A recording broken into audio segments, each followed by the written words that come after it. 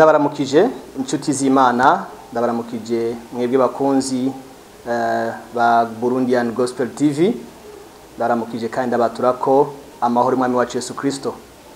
Reka mvuge ngo ayo mahoro abe muri mwebwe, ayo mahoro y'Umwami wacu Yesu Kristo abe mu byanyu, kandi kirenze ayo mahoro y'Umwami wacu Yesu Kristo ndayatuye no mu banyu. Ku mazina nitwa KELLY PHIL ISHIMWE, ariko benshi banzi ku izina rya Kim. Ndumupapa yubatse, umudamu, Imana duhezagije abana batanu,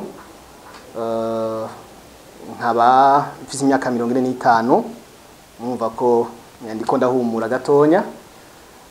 Mfashe uyu mwanya ryo kugira nshobore kuganira na wewe uri kurakurikirana imbonesha kure, kugira ndagushingira intahe icyo Imana yakoze mu buzima bwanje, ndagushingira intahe icyo Imana yankoreye ntashobora gupfa nibagiye. Nababariye ko nubatse, ndakijijwe, Imana ngiriye ubuntu irampamagara inshira mu gikorwa cayo. Rero nkuko nababariye ko mfise imyaka irenga 40, murumva ko mfise byinshi naciyemo mu buzima gushika Imana impamagare, kandi kuva impamagaye ndafise na byinshi maze kugucamwo. Rero Imana yampamagaye kuyikorera mu mwaka wa 2010, hari itariki 15 z'ukwezi kw'icumi. Urumva imyaka 9 irikira kwirasigaye amezi 2 gusa. Rero ntarandiriye, kuva ndi umwana nabayeho mu buzima bw'abana bose babamwo, mu muryango ukundana kandi mu muryango usenga mu bakatolika nkuko benshi muri twebwe ariko twakuze. Ndakura nk'abandi bana, ndabaho mu buzima bw'abandi bana, ndiga amashure matonya, ariko ndayahejeje ntanguye amashure yisumbuye école secondaire, ni naciye mera nk'uja kure y'umuryango, kuko murazi ko amashure yisumbuye kera abana baja mu interna bakaja kwiga kure y'umuryango. Rero narabayeho muri ubwo buzima, hanyuma ngeze mu myaka yisumbuye ntakiri mu ishure, ndaja mu buzima busanzwe, ariko muri ubwo buzima busanzwe novuga nti nahuriye n'ingorane zikomeye cyane. Nahuriye n'ingorane zikomeye kubera novuga nti sinari nzi Imana, sinari nkijijwe. Ivyo rero byaciye bihakaryo Satani novuga nti ko kunkoresha, atari muri sanse kunkoresha mu kuroga, atari muri sanse kunkoresha gukorera ikibi abantu, ariko arankoresha muri sanse yo kwiyonona jewe, konona ubuzima bwanje, konona uburyo nari mbayeho, kugira izina ribi. Rero muri ico gihe narabaye mu buzima nkuko nako ndabivuga bukomeye cyane. Naranyoye inzoga nyinshi, wowe uri kurankurikirana nibaza ko naho buzinywa utarazishikana, kandi nibaza ko atazoshikana. Narabaye mu kintu c'ubusambanyi burenze, butagira izina niko no vyita. Hanyuma ndabaho novuga nti mu bugaba buteye ubwoba. Ivyo rero ubwo buzima narabubayemwo nkiri umusore, ariko kandi naho Imana impereye wo twubakanye nabwo ndabubamwo. Urumva ko ubwo buzima bw'inzoga, ubwo buzima bw'ubusambanyi, ubwo buzima bwo gukorera Satani niko ndabyita jewe, urumva ko maze kubaka bwagira impact kuri jewe, ariko kandi bukagira impact ku rugo rwanje, bukagira impact ko twubakanye, bukagira impact ku bana, bukagira impact kuri foyer yanje. Nagenda kubwire wowe nteza amatwi, ndaza kubigarukako. Inzoga jewe nashoboye kunywa ziharurika, ndaza kubara no kungene naziharuye, n'amacupa 26 y'inzoga bita Primus. Biroroshe guharura, bashaka gufata amasantilite ari mu icupa rya Primus ukamultiplia par 26, no kuvuga na makaziye abiri ya Primus ariko amacupa abiri. Hanyuma nabiharuye gute jewe igihe nanywa izo nzoga nari mfise abagenzi kubera ubuzima nari mbayemo kubera ibikorwa nagenderamwo cyane nari mfise abagenzi batandukanye aboroheje n'abakomeye mvuze ataboroheje no kuvuga abantu basanzwe nyene ariko kandi nari mfise abagenzi no vuga nti bakomeye no kuvuga ngo abantu bafata ingingo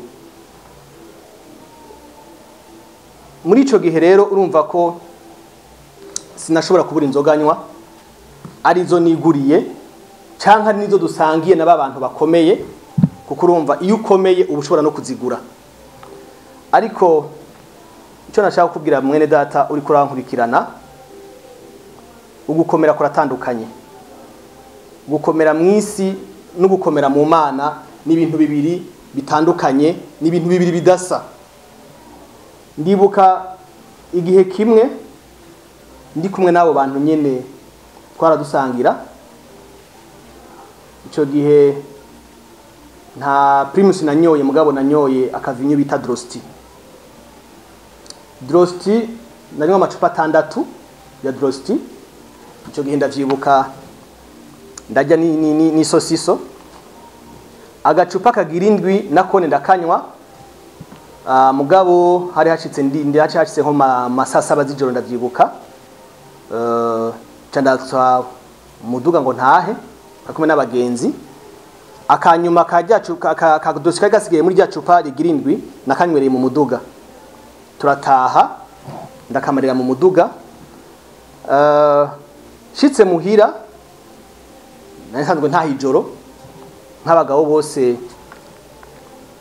bimborerwa reka tubyite gutyo naho abakiborerwa bambabarire burya iyo unyoye inzoga ntushobora kwicara mu kabare ushikane saa 6 z'ijoro saa 5 z'ijoro saa 7 z'ijoro ko hariho benshi ushobora kuri kurankurikirana ukibaye muri ubwo buzima uburi mborerwa tout simplement uburi mborerwa nta rindi zina tworonka dukoresha sivyo umbabarire kuba mvuze gutyo mugabo niyo qualification mu bisanzwe ndatanshitse muhira umugore aranyakira ubona ko yari yarigorewe kuko ubuzima nari mbayemwo vraiment yari yarigorewe aranyakira arangaburira mugabo bugingo ninjiye mu cumba ngo njyame canumva nshaka kugarura ibyo nafunguye hanyuma ndinjira muri toilette nari muri chambre ndafungura umuryango ndinjira muri toilette nshaka kuvomisa ico gihe urumva ko nari nanyoye inzoga vraiment Drosti 7 ni inzoga nyinshi cyane ariko nagenda kwibutse mwene data nteza amatwi ayo makaziye 2 nanywa n'amacupa 2 arenga ka 26 cyangwa izo Drosti icupa 7 sinigeze nywa ngo ntembe sinigeze nywa ngo ninataha cyangwa nitwahura uvuge ngo kimyaborewe ntibyashika mwandi majambo uyu munsi niho ntahura canke aho maze kuronkera Kristo muri jewe niho ntahura ntiyari jewe muri jewe hari uwundi muntu harimo ubundi bushobozi bunywa izo nzoga hamashitse muhira numva shaka kuvomisa ndavyibuka ndinjira muri toilette mvomisa muri toilette hanyuma maze kuvomisa muri toilette yose iratukura abazi Drosti murazi ko umuvinyo utukura mugabo sinigeze nibuka yuko nanyoye Drosti jewe uco naciye mbona ko foi yanje ipasutse cyo naciye mpamagara umudamu yari mu gitanda mugabo urumva chambre na toilette urumva n'umuryango watugabura naramuhamagaye aritaba nabwo yantirega jewe ndapfuye ati bigenze gute upfuye gute ntijewe foi iraturitse kubera ndiko ndavomisa amaraso ngabo kubera yari yaramaze novuga nti kumva ko kwari ukubaka nyene bimwe byo mukira vuga ngo niko zubakwa ariko musanzwe ntiyari yubatse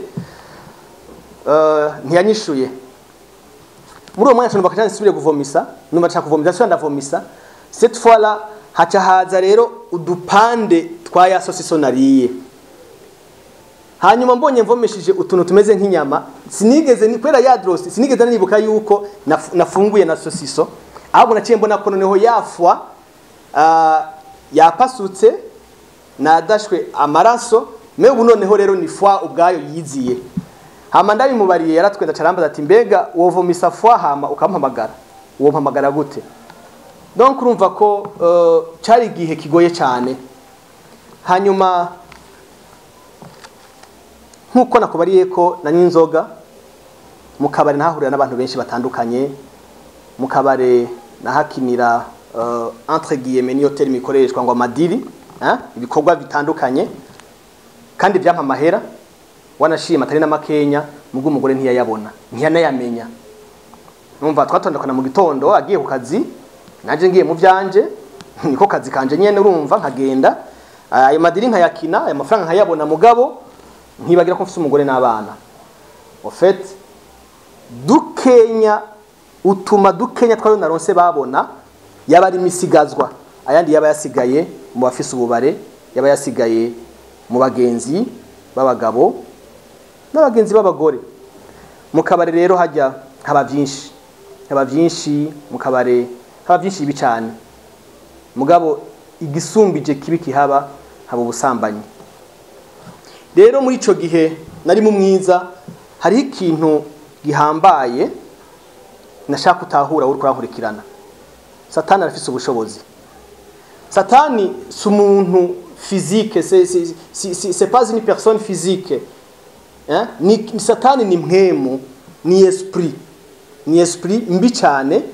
Nico gituma hariho ibintu agukoreramwo wewe unteza amatwi, harubaka nari umusore maze kubaka mu mugabo ubona afise mu buryo bw'umubiri inkomezi nyinshi, inguvu, abo bavuga ngo yugaye nari fise umubiri wugaye physique, ubona ko ari umuntu nyene akomeye. Ibyo rero Satani yarabikorera ko cyane cyane ku gitsina gore. Jewe muri ubwo buzima nabayemwo bw'ikibi, sinigeze nja kurondera umugore jewe, mugabo Satani yaranyambitse ikintu gikwega igitsina gore wanje, ntawe naja mu Kirundi bagutereta, ntawe naja gutereta, ntawe naja kurondera, mugabo Satani yarabikora ku buryo bizana kandi novuga nti bakaza bari decide bagaca bahura na jewe ndimwo iyo esprit, hama ibyakurikirana muri byo ari byo ni icaha kibi kuko mu byaha Imana ivuga bisesema ubushakanyi burimwo. Rero ndaba muri ubwo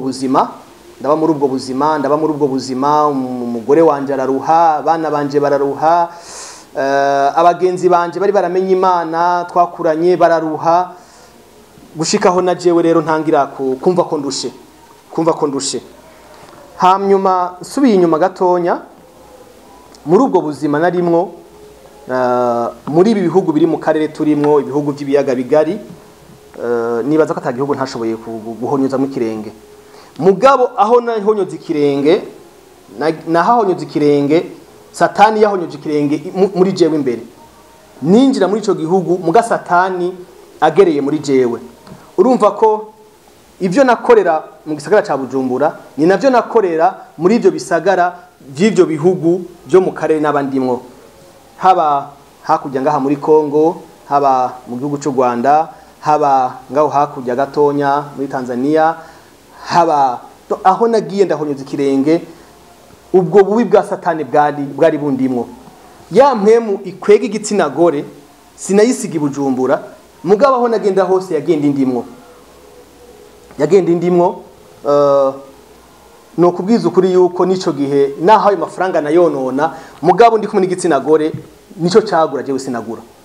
Niho ndakwereka yuko Satani yari yarangize icibare kandi nukuri yarangize icibare, ariko Imana yari yarampamagaye, itarandema yari inzi, nkiri rusoro mu nda ya mama yari inzi, kandi yari izi ko nzoyikorera.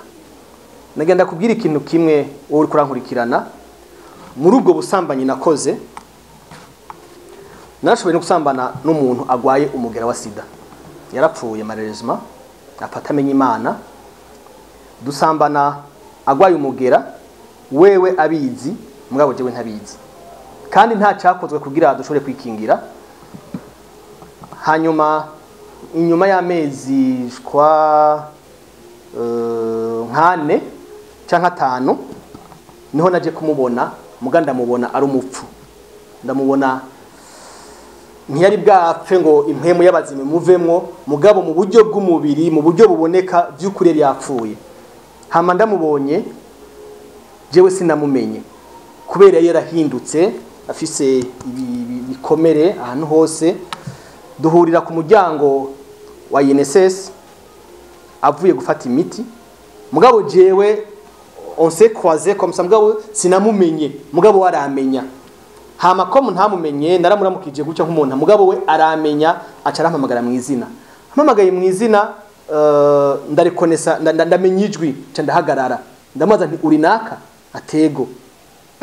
Ndamubonye ndavuga nti no, uyu muntu ameze gutya, none je meze gute? Mugabo igitangaje muri iyo minsi, muri amezi angahe jewe naragenda kwipimisha umugera, nababariye yuko nari nubatse. Rero uwo muntu twagize ubwo busambanyi agwaye, nabukoze ntarubaka. Mugabo uwo twubakanye muri cyo gihe tukumenyana, tukigana kugira dushobore kubana, wasanga umuntu agiye kwipimisha, mugaje nkabona ndi muzima.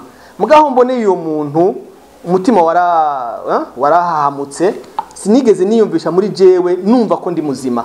Mugabo ibipimo byose nkasanga ni bizima.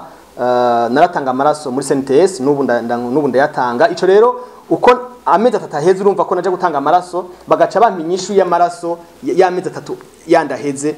Ivyo rero umwanya bikandemesha, mugabo nibutse cya gikorwa nakoze na wa muntu, nkumva ko umutima usimvye. Hama wa muntu arapfa, turamuhamba, mugabo sinigeze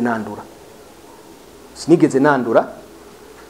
Jewe sinizi by'ubuganga, mugabo ibyo abantu bavuga c'est les ondi, nta ubwo bumenyi vraiment ntabwo mfise, nayo makuru atomoye ari prouvé scientifiquement nayo mfise. Hari abantu bavuga ko hari amaraso ngo atandura, ntavyo nzi, sinzi ko ari yandimwo, mugabo jewe ndi convaincu que Imana niyo yandinze muri ibyo bintu byose. Imana niyo yandinze muri ibyo bintu byose, kuko yarizi yuko mu gihe nkiki nzoba ndiko ndakuganiriza, ndakubwira uburyo Imana ikomeye, kandi Imana ataho yo gukura, ntaho yinanira kugukura, ntiyorenga kugukiza. Hanyuma ndaba muri ubwo buzima rero, ndabirashika ndamenyana n'umudamu wanje twubakanye uyu munsi, nawene uburyo twamenyanye ni yindi ntahe, kuko si umuntu narangiwe n'umuntu, si umuntu narondeye, ni Imana yabikoze, ni ntahe ndende nawene. Umudamu wanje twamenyanye muri 2003, mu ntango za 2003 niho twamenyanye. Tumenyanye nyene mu buryo buri novuga nti mu buryo bw'igitangaza budasanzwe. Hanyuma tumenyanye, wewe ntiyigera amenya ko ndi muri ivyo bintu, mugabo tumaze kubana, najya Imana ikora igitangaza. Je twamenyanye n'umudamu wanje, wewe tumenyane muri ico gihe yarasenga mugabo jewe ntasenga. Hama muri uko kubana kwanje nawe ntakijijwe, yaramfata inshuro nyinshi, mugabo ntigeze asambura.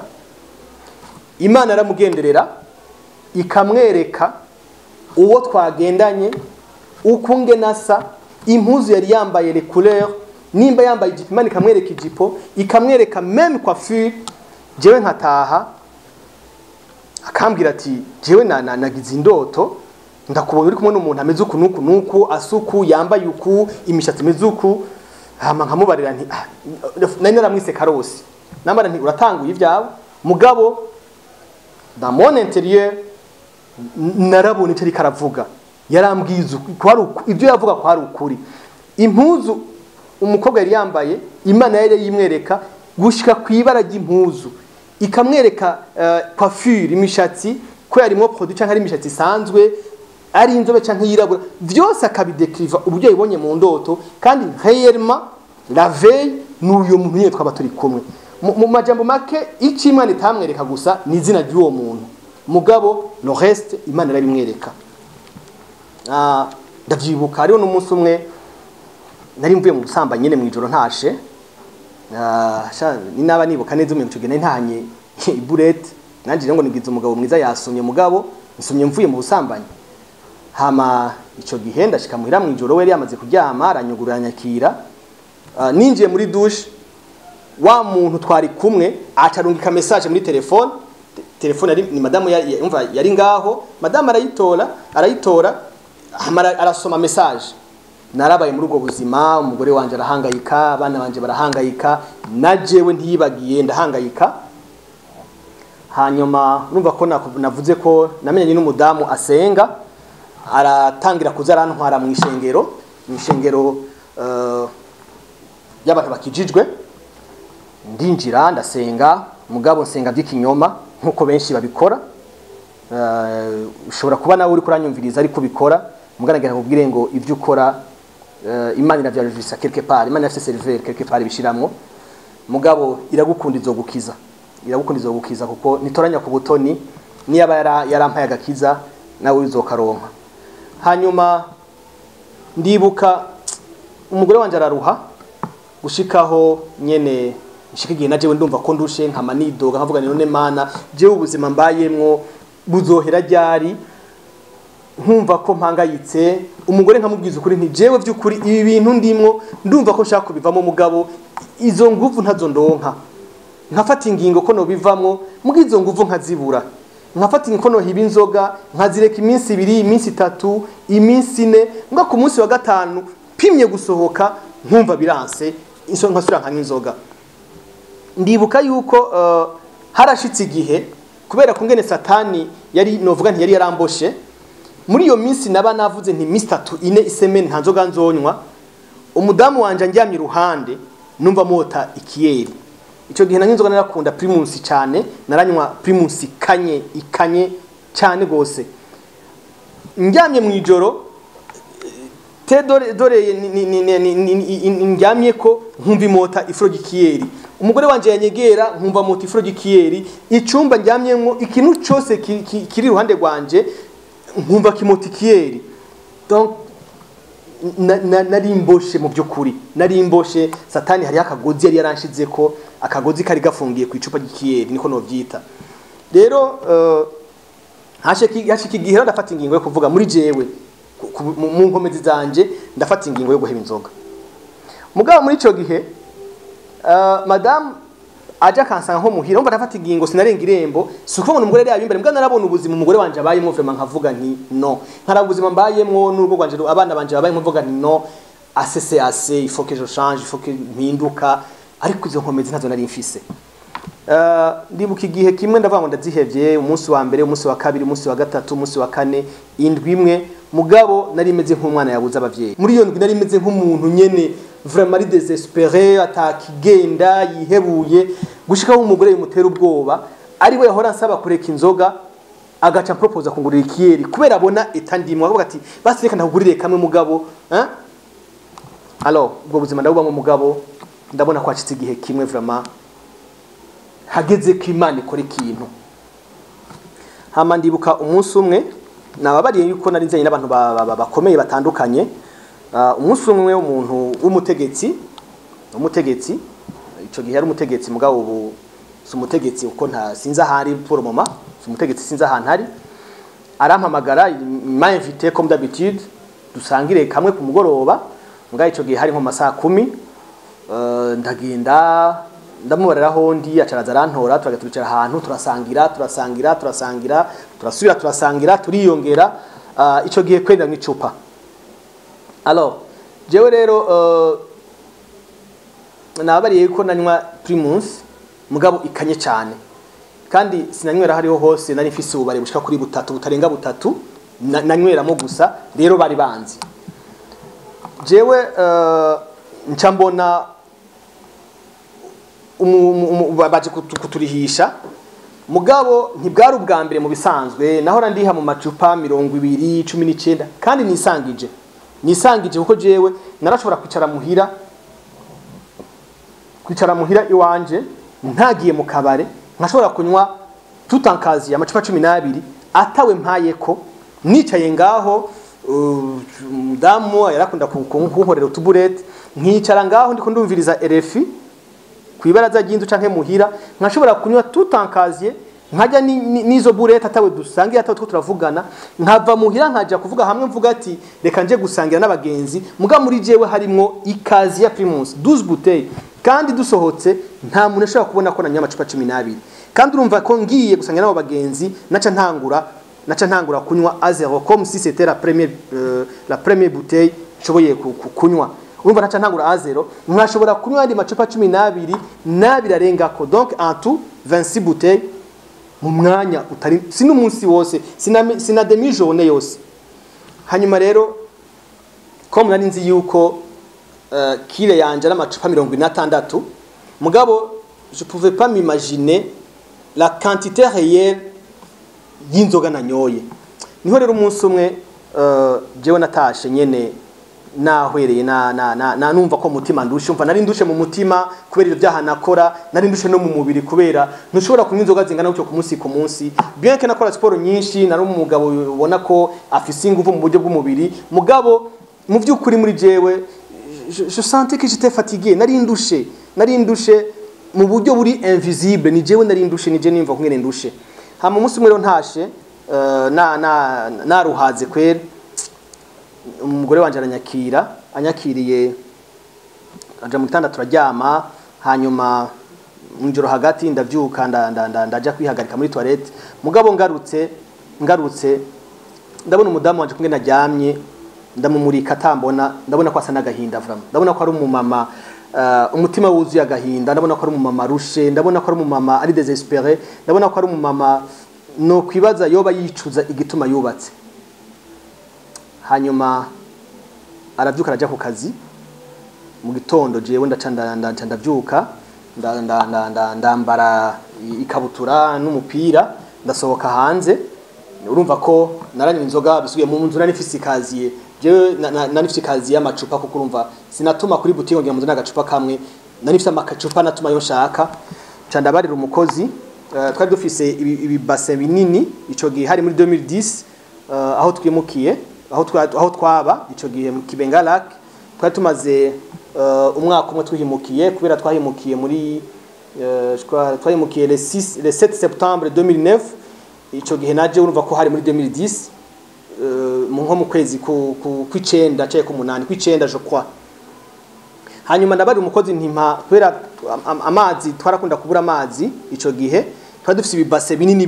bija kimwe kijamo nka 80 cyajamo amabido 4 canke 5 ya 20 litres rero ndamusaba ico kibase kimwe ndamusaba n'icupa rimwe riri vide rya Primus nashaka gupima réellement quelle est la quantité physique iboneka ya Primus nywa rero ndatora ya base nini ndatora na rya cupa ndabyinjiza muri douche iwanje ndugara umuryango wa chambre ndakura impuzu nje muri douche mugabo imbere ko nje muri douche ndatora rya cupa ibase yari vide ndayishira ku ruhande muri douche hama nkafata rya cupa nkavoma muri lavabo byuzuye hajya nyene Primus ishika nkasuka muri ya base ndavoma amacupa 26 nyene nari nzi sanze nywa yose 26 bouteilles ndayasuka muri ya base nukuri mwene daturi kurankurikirana ndavye quantité y'amazi iri muri ya base ncanibuka ko iyo quantité ya Primus nywa ku munsi naragize agahinda gakomeye cyane umutima wanje warababaye naragize umubabaro navuze nti mwibuke neza ko madame yari yagiye we ku kazi ndi mu nzu jenyene cyanumva ko mfashwe n'umubabaro mwinshi cyane nababariye yuko nari nagerageje kuziha mugabe kanka mejeje muri douche urana itiyo y'amazi yo muri douche iriko kajya kantu kavamo amazi nca ndahindukira nari muri douche nari gusa nca ndahindukira ndafata tiyo y'amazi ndayifata gutya ndashikama ndayifata ncangira isengesho nuvuga nti isengesho ry'ubupfu ndavuga nti Yesu nama numva abantu bakuvuga nkumva abantu bavuga ko wabavugishije, nkumva abantu bavuga ko bakubonye mu buryo ubuca nk'ubundi, ntimugabo je sindakubona. Ndavuga nti ubuzima mbayemwo ni waba khayirma uri Imana nkuko numva abantu babivuga, kuko sinavyemera. Yesu ntawe narinzi. Mbwa ndavuga nti ni waba uri Imana khayirma nkuko numva abantu babivuga, ukaba uri Imana ihindura ibintu nkuko numva babivuga, ukaba uri Imana iboneka nkuko numva abantu babivuga. Ndavuga nti ukabubona ubuzima jewe ndiko ndabamwo, n'ubuzima umuryango wanje umugore n'abana bariko barabamwo. Ndavuga nti ukabona mpfuye ndi muri ubu buzima, ndavuga ngo amaraso yanje uzoyabazwe. Ibaza isengesho kubwira Imana gutyo ngo amaraso yanje uzoyabazwe. Ca ndavuga nti najya sengero nahora ninjiramo rimwe rimwe, désormais sinzosubira kuginjiramo. Ca ndavuga nti nazijya misa z'abapfuye mpora njamwo sinzosubira kuzinjiramo. Nzogenda binjize uwo yapfuye, nzomurindira ku muryango w'ishengero bamusohore, baje kumusengera nje kumuhamba, mugabo sinzosubira kuginjiramo. Eh bien niko byagenze, sinasubiriye kwinjira mu ishengero, sinasubiriye. Ca ndabwira rero Imana, ndavuga nti kandi nizi nzoga nagerageje guheba bikanka, ngira ndazinywe, ngiye kuzinywa sérieusement. Nimba uyu munsi ndiko nywa amacupa 26, je vais multiplier 2 fois ou 3 fois 4 fois nabyo nzi mugabo, je vais boire, ngiye kunywa. Mpejeje nararize bikomeye cyane, ndije nyine muri douche, ndarira umwosoro urandenga, ndarira imiseri irandenga, ndarira ndapfa nabi. Mpejeje nca ndoga ndambara, nca ndasohoka nja kunywa nkuko nabibwiye Imana nzonywa. Hama rero ndabandanya ubwo buzima gushika naho Imana yampamagaye, Imana yangendereye, impamagara hari mu ijoro ry'itariki 15 buca haba itariki 16 ukwezi kwa 12 umwaka wa 2010 niho Imana yangendeye. Rero novuga nti mu gice cya mbere cy'intahe yanje mu buzima nabayemwo noba ndagarukirije ngaho. Mbwa mu gice kigira kabiri nzobashikiriza rero uburyo Imana yangendereye muri iryo joro ry'itariki 15 ukwezi kugira 12 ukwezi kwa Kigarama umwaka wa 2010, aho Imana yampamagaye. Mu gice kigira kabiri nzobashikiriza uburyo Imana yampamagaye, ivyo yamvugishije, ivyo yanyeretse, uburyo yampamagaye kuyikorera, n'uburyo ndiko ndaba mu byo yambwiye, mu byo yansezeraniye. Rero reka ndagushimire kandi mvuge ngo amahoro y'Imana abane nawe ubugira kandi urakoze. Imana iguhezagire.